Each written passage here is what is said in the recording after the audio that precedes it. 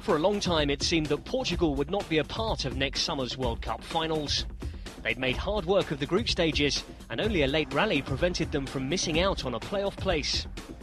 Although drawn in a testing group, Portugal were favourites to progress from Group 1.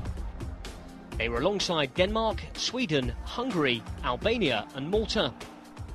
Portugal began their road to South Africa 2010 in Malta.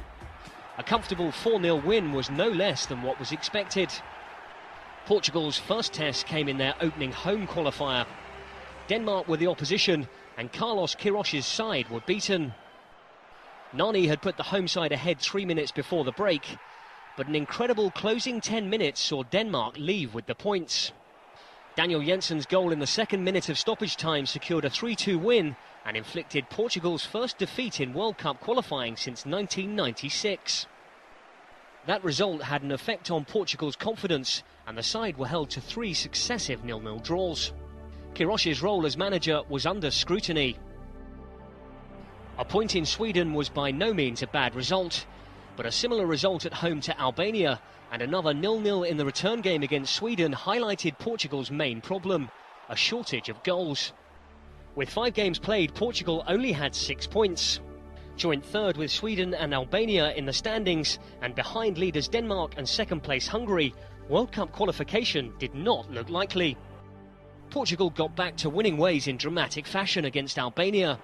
Bruno Alves' injury time winner securing a much-needed 3 points. Next up were Denmark in Copenhagen.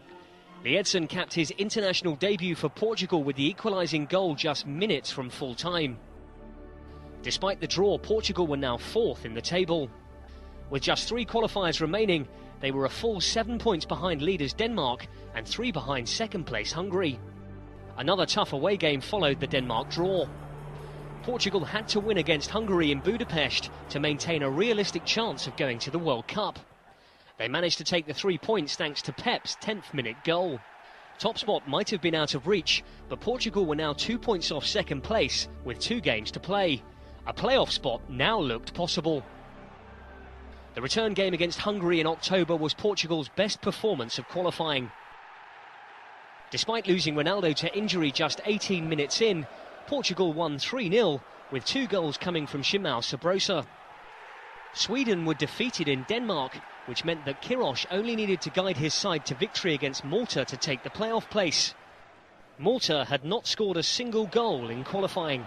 Portugal beat them 4-0 and ended the group a point clear of third place Sweden, a feat which looked unlikely midway through the campaign. Portugal were handed a difficult playoff draw when they were paired with Bosnia-Herzegovina, with the away leg coming second. Portugal only managed a 1-0 win in the first leg.